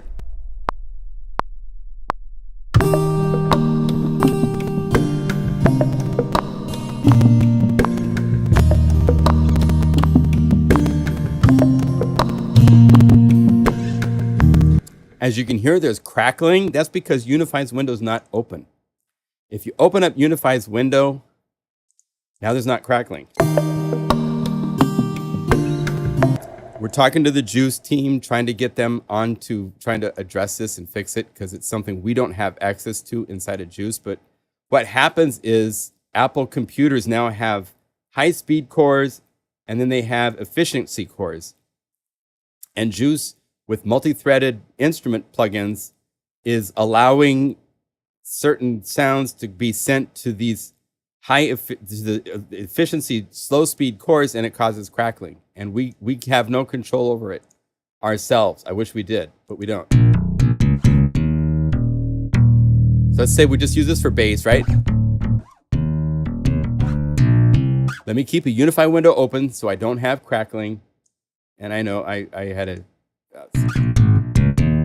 So let's say quantize, and actually we'll just do it this way. Loop, off, and play, and then I'm going to zoom in and have this stop right there. So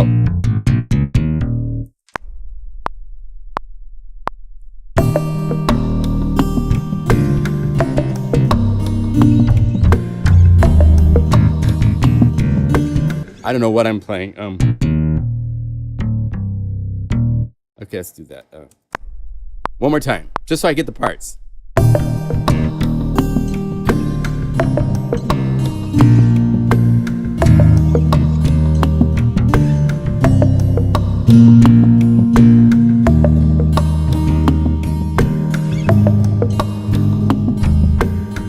Whatever I did, right? So I got a bass line. Let's just call it the bass. So.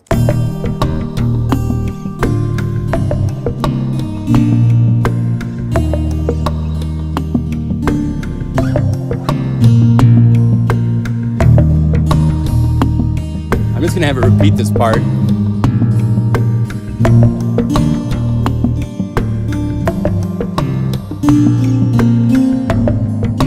Whatever, right? So I got 3 tracks. So let's join these guys together and join these. So you have everything as cohesive tracks. You select them, and then you use an option in your DAW to go File, export 3 regions as audio or as MIDI. Now you can also do this as separate MIDI files. There's 2 ways to do it. Unify can read both types of MIDI files. This is a type 0 MIDI file.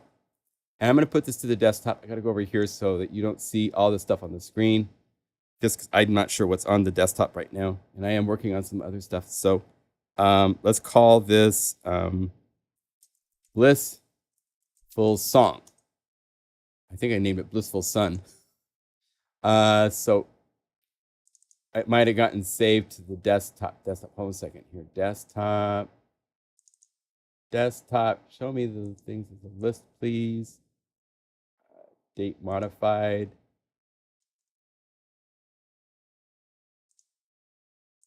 Here it is. So I have this MIDI file now with that information. Now the other way to do this would be inside of your sequencer, select each one, and then export it as a 1 region MIDI file. So you have 3 different MIDI files for these 3 parts, right? Well, because Logic has the ability to export this way, I'm going to do this. I'm going to go up here and bypass Unify. So now we go back here to this song, and I'm going to build it from scratch just so you can see the way we do this. So the first part was the guitar, and it was the lazy 12 strings. Let's go lazy 12 string. Now, this is where it gets a little messy because lazy 12 string is all of these layers, right? I don't want it to do that. I want it to be just 1 layer. So I'm going to right click and say load that. In fact, here, let's do this. Let's go init the patch. Now we can right click to load lazy into a new Unify layer. So it loads the whole thing as a Unify layer with everything enclosed. And I can go to this first init patch, the sine wave, and delete it. So it's gone. Now the second sound that I used was the drum kit. So I'm going to Black Tree Dancer, load this into a new Unify layer, and then I did a bass. So I'm going to take each one of those parts that I created and use the patch and load them. I'm going to use just to say the 3. I don't want the slap bass. Load into a new Unify layer. Now I'm going to go to the first one, Unify MIDI box. And I don't have to click a library because it's not been put in a library. It's over here. I'm going to just select this and say open. And as you can see, those 3 tracks are there in this song because I exported the MIDI file with them, right? So now all I have to do is put a MIDI box in these other 2 MIDI box here and a MIDI box on here because each one needs to have a MIDI player. And I'm going to hold down Control and Shift and click this, which is the same as going over here and saying copy plugin state, and then going over here and saying paste plugin state, or just Shift click will do the same thing. And then go to this one, and instead of the guitar part, I want this to play the drum part. And I need to make sure I open up Unify and bypass MIDI box because MIDI box was going to be playing a drum groove, right? And then over here for the bass, I say Black Beauty bass. Now set the play mode to play only. That's very important. You don't want it to transpose. You could have it transpose if you wanted to interact with it in more ways. But say play only. So now anywhere I play on the keyboard, it plays. And now I go over here to the tempo, and I think my original tempo was something like 85. So if I go over here and I set this to 85 on the transport page, right? So now it's playing when I play a note, stops when I stop a note. Now, if I wanted, I could go to the drum part and leave the drum part the way it is, but I could say play and key transpose to the bass and the guitar if I wanted to make this a little bit more interesting, because now I can transpose it.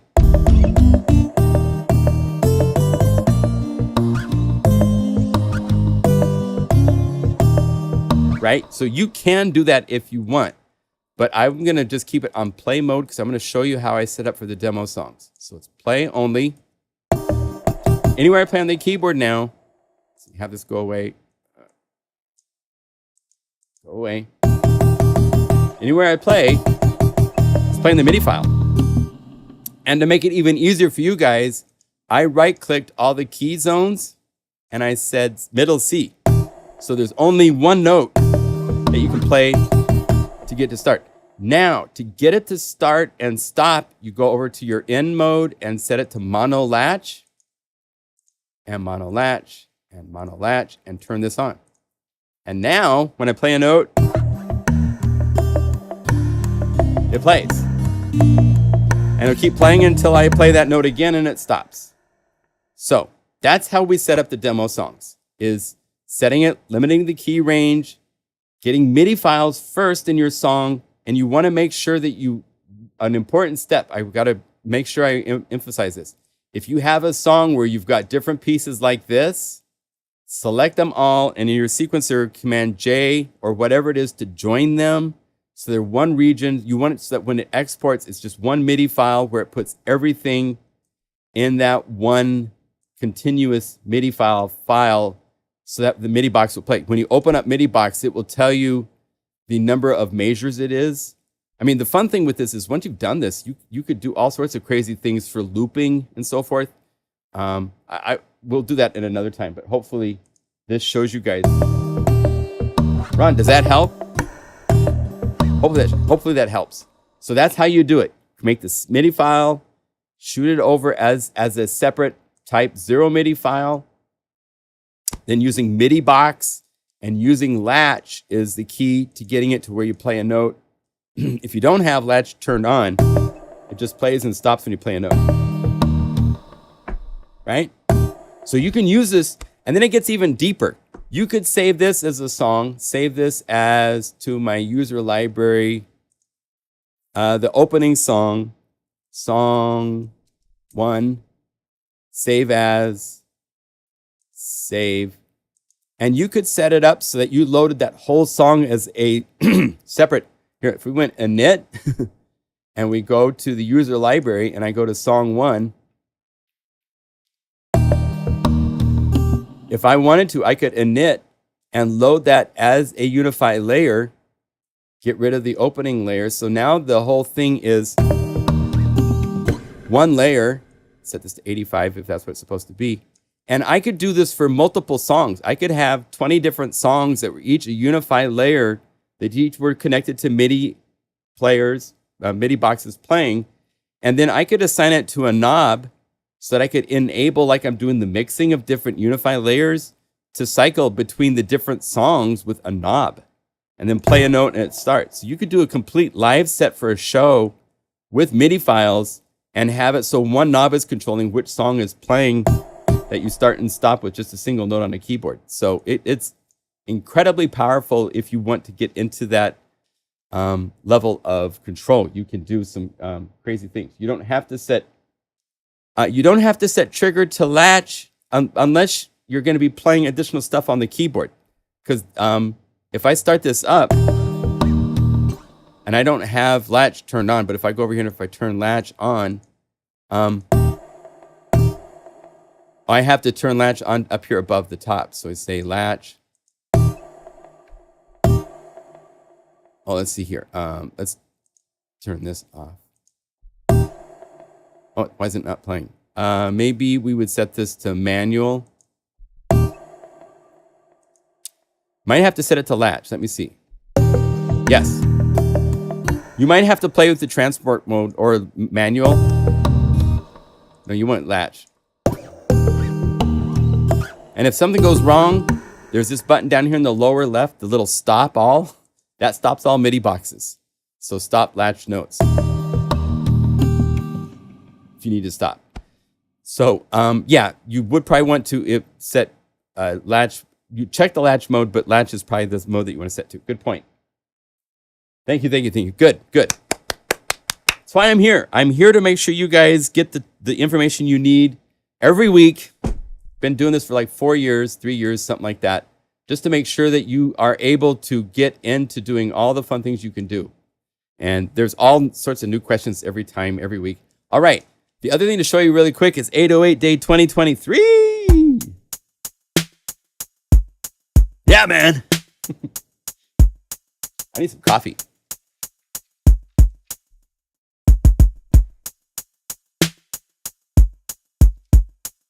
All right, so this is the 808 Day 2023.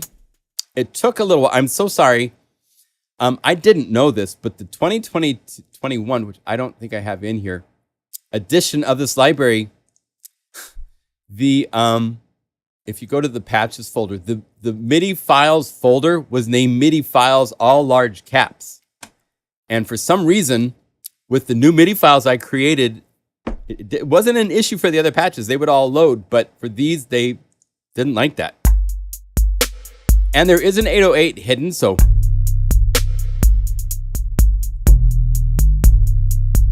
if you're into doing your Drake,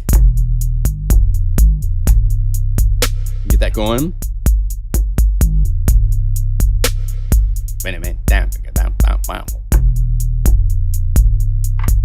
Right? Then you have all sorts of tools and stuff here to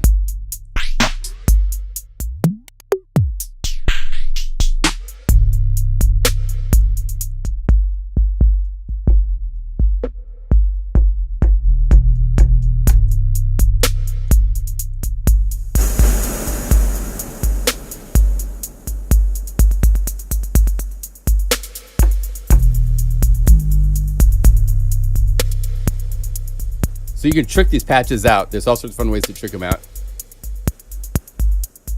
But I went through the latest. Travis Scott released a new album, so a lot of these are patches.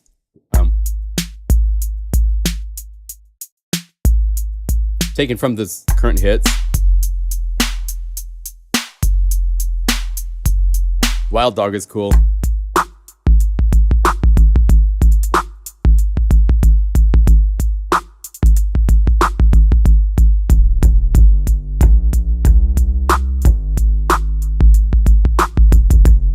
So if you're into bass music and the urban styles and stuff, you can do it, right? If you want to trick these out even more, go over here to the distortion and add a chow tape model. And there's all sorts of really cool ways to trick these out. The wow and the flutter. Turn on to grade. This adds a noise, which you can bring up the amount. And then envelope will make it follow the level of the input, which is great.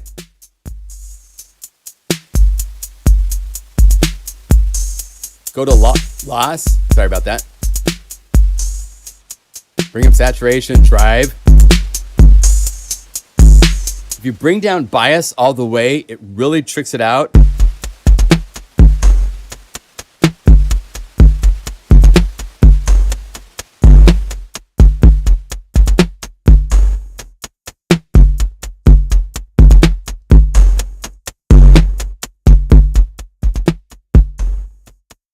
So you can get some pretty hard hitting, weird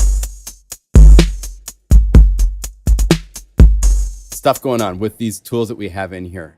Really, really fun stuff. So there's all those. I also added the Mini Pop drum kit, which is a Korg drum kit. And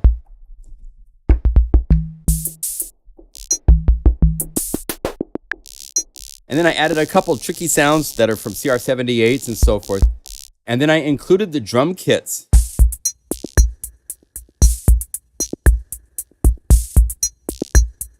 So you have all these grooves. Take that and then add Meltdown.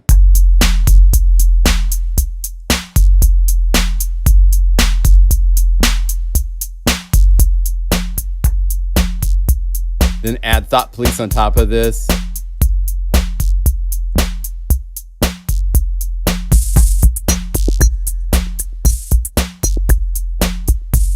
So you can get some really, really fun grooves. This is a free library. All you have to do is go to the plugin.guru. You need to own Unify. And then go to the, let's see here, go like this.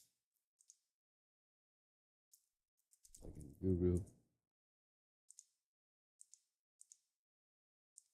And the 808 library is right there at the very first entry. I don't think I've put it into the products or menu yet, but I'll be putting it in here shortly. So you have access to it. But BLISS, 2 more days to get BLISS at its discounted price. Then it goes to $79. It's a really killer price for an introductory price for the library. 2 days left. And I am, oh, wow, I'm way over.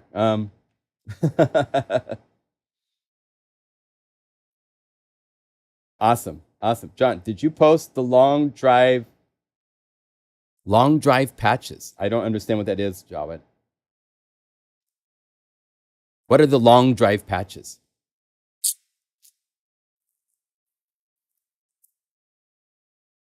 Yeah, bandpass filters are great for that. I don't know what you might need to send, Javed. Just send me an email if you want. I'm not sure what that long drive patches. As far as these bonus patches that I've made for, the long drive. Oh, I see what you mean. Those are the ones, the bonus patches. I'll be putting those in. I'm not going to build a library right now. I just get in trouble with releasing stuff. I'm going to get this to Shane. Shane's going to compress this all into the final format, the UPF files, and then we'll get it to you with 240 patches. If I send them to you now, they're .unify. Then when we bring out the full library with .upf, they don't overwrite Unify patches, so you're going to have duplicates. So I'll send a newsletter. Make sure you're subscribed to my newsletter. We get sometimes, some of you guys, let's see, if you go to the pluginguru.com website, if you scroll down to the bottom of the page, there's a place right here to subscribe. Now, if you've subscribed and you canceled, you unsubscribed, you got tired of I do send an email a week or two, and I've had these error problems, and some people just get tired and all of a sudden go, oh, I've done it too. Where you just unsubscribe from something, right? If you've unsubscribed, you can't resubscribe without writing to us. If you write to us, I can go to MailChimp and I can send you the thing to say, yes, I went back in. But I will put it there. I will also put it on our Facebook page. I'll make an announcement inside of other social media, like on Instagram, that you can go to the Facebook page. The other place to find us, maybe I'll put them on the forum even. I'll make sure that you can get them, but I'm not going to release them right now because I get in trouble if I release them and they're in the wrong format. And then we get duplicate problems, and I don't want to deal with that. So instead of dealing with those problems, we're going to make it so that it's just going to be one file. I'll get it to you either in the next couple days, maybe later today. I think Shane might be able to help me out. But there is a Unify Power users group on Facebook. So if you're not a member of this group, please join. 982 of you are there right now. So, and I post information about the new libraries there first. When a new library is released, you can get it first, early access, type of thing from here. So the 808 BLISS library and so forth, right? So all that kind of stuff, you can be in touch with us that way. But today's new patches, I'm gonna release them once I get everything put together. I'm sorry I've put you guys through these updates, and I don't want to do that again to you. So I'm gonna just wait until we get it all put together as one final, and then I'll get it to you, okay? Because I want to make sure you get all the patches and no duplicates and no more headaches. I've got to be more careful with that kind of stuff. Because I'd love to give you guys bonus patches, but then when it's it gets to be a management thing, if they become UPF files and Unify files and they're duplicates and all that kind of stuff, I don't want to do that. So to summarize, the 2023 808 Day Library is available. It's free. It's at the website. Just go to pluginguru.com. It's only for Unify, and it's protected. So you can't, sometimes I download free libraries just so I can get the WAV files. You can't get the WAV files. They're in an enclosed file format only for Unify to work. But if you own Unify, lucky you've got a free 808 library to play with. And there's if you guys would love to send a little appreciation to Shane, he doesn't make any money off updates and so forth. There is a video of him introducing 110 and all the new features. You can contribute a little money, which goes a long ways for him. Thank you if you do that. And for those of you that have done that, thank you. Much appreciated. I'll get you everything, but it's going to be as a single file, everything done. I don't want to torture you guys anymore with any additional files to download. This just happened too much. All right. I have 235 patches. How do I add today's new patches? The easiest way will be to go, like I said, hit the settings button. You'll go to data folder open, and I'll put these instructions with the updated library. Go to Libraries, MegaMagic Guitars Volume 3, and then delete the patches. Just erase it from your hard drive. And then reinstall this updated patches and MIDI files, and it will replace the patches folder with 240 patches. And that way we make sure it's set, it's working, everything is beautiful and golden and happening exactly like it's supposed to be, okay? So in the next 24 hours, that will be an email I will send to you guys. Probably later tonight, because I'll also just do the final day of this library at its incredible introductory price for the BLISS guitars, okay? Thank you. Well, you guys stayed around for an additional, good grief, 2 hours now. So, oh, thank you. I'm glad you like that. Yeah, this guitar, I've not done that many guitars myself, just sitting in the room sampling it. So for it to come out this nice was just incredibly wonderful. I'm just so happy that the Jackson Blue.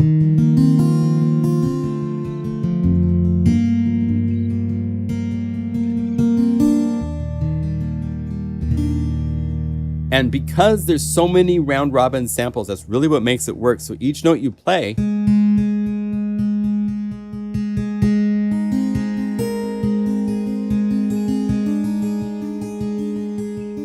it's always changing.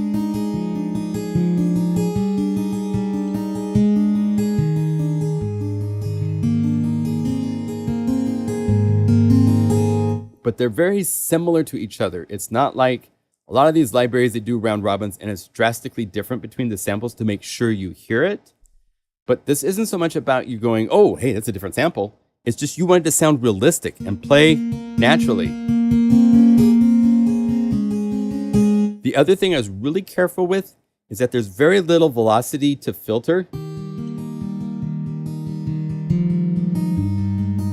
So when you play soft, it doesn't go into a vacuum of filtering, you know?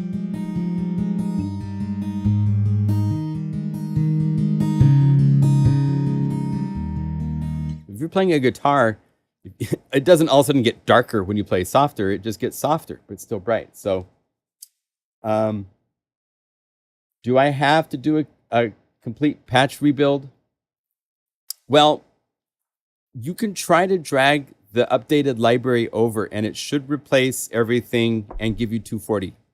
That's my hope. That it will take the 230 library to 240, so you just have to update. That's my hope. But if it doesn't, then you can do the complete rebuild. But maybe you don't have to do the complete rebuild. But complete rebuild would be the way to know for sure. I mean, it doesn't take that long to go open, unless you've got favorites. If you've gone through and you've done some favorites, maybe that, I don't know if that messes it up if the patches go away or not. It might. I'm not sure, because I'm not sitting here doing favorites a lot. But we can try. You're welcome to try just updating by using the library updater and dragging it over first, and that will hopefully get you to 240, and then you're set. That's my hopes.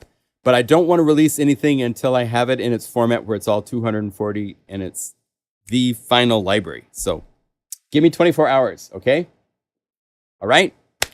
Thank you all for, my gosh, hanging out for an additional 30 minutes of me sitting here talking tricky programming stuff. I love that we have this little community to hang out with and make sounds and share them and stuff like that. It's really fun. So thank you. Have a great, productive week. I can't wait to show you guys the next library next week. We'll have the video coming out. It's from Bob Daddies. You know it's going to be really good, and I can guarantee you already it's great. I'm not even going to dive into it, or else another hour will be gone. And yeah, we can't do that. All right. Thank you again. I thank you all the time, I know, but I appreciate you guys. So we'll see you later. Oh, shout outs. We should do shout outs really quick. We got to do our shout outs. Got a shout out. Shout out from Holland. Thank you, Marcel, for remembering. Shout out from Portland, Oregon. Look at all the shout outs. Malfontanica. Hey, my friend, I haven't seen you. MLA Fontanica. I think that's Italian. Hello, welcome. Thank you. Hey, Daja, I haven't seen you before. Shout out from Corvallis, Oregon. Hey, neighbor. Hi. Mark in Colorado. Ives. And what kind of Oh, that might be a question to somebody else. I'm not. You can use any hard drive you want.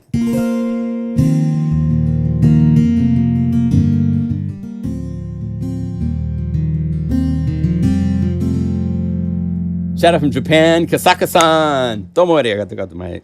Wait. Domo arigato gozaimashita. Arigato. Kent, UK for Glenn. Hi, Glenn. Thank you all. Randy, California. Good to see you all. MTP rocks.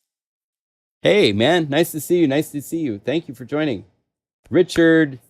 Thank you, John, from St. Julien, Quebec. Awesome. Awesome, my friend. I would love to visit that area someday. That'd be really fun. Helsinki, all was taken. Good. It's good to see you all, man. It's great you're all hanging out here. So be good. Have a great, productive week. It's going to be a super hot week here in Portland. But, you know, we're ready. We're ready for it because it's been a really nice summer so far. So I'll take a couple of days of heat, but it's got to stop after that, I hope. So, where's that shadow coming from? I got to figure out. Oh, it's this, my microphone. I was like, where's that shadow? But it's this microphone stand that I'm using. It's on a swivel. So here, check this out. It's pretty cool. It's this swivel that's attached to my desk for the mic. So I can just push it out of the way. When I'm not doing a live stream, it can just go wherever I need it to go. But for a live stream, it's this and my earbuds and turn on my camera and I'm ready to live stream. It's pretty funny. All right. See you guys next week. All right. Shaker. Cheers.